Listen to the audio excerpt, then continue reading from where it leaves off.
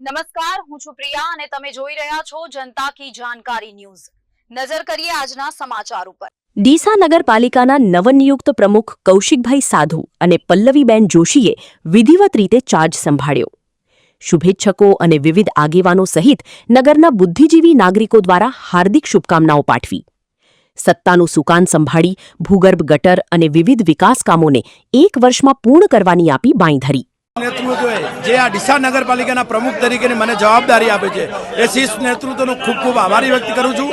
આપણા ડીસાના ધારાસભ્ય પાણીદાર નેતા પ્રવીણભાઈ માળી સાહેબનો પણ આભાર વ્યક્ત કરું છું અને સંગઠનના હોદ્દેદારો સર્વ સંગઠનનો ખૂબ ખૂબ આભાર વ્યક્ત કરું છું અને ડીસાના સર્વાંગી વિકાસ થાય અને ડીસાના વિકાસનો એક નવું સોપાન ઉમેરાય અને મેક્સિમમ રીતે ડીસાના સારા કાર્યો થાય એ જ મારો ધ્યેય રહેશે। અને પ્રથમ કાર્યમાં એવું છે કે ગુજરાત રાજ્યના આપણા અંદર જે ભૂગર્ભ ગટરની યોજના છે એ ગટરના અંદર 94 કરોડ રૂપિયા જે પ્રથમ ફેઝમાં આવી ગયા છે, જે ભૂગર્ભ ગટરમાં બાકી છે એ કામગીરી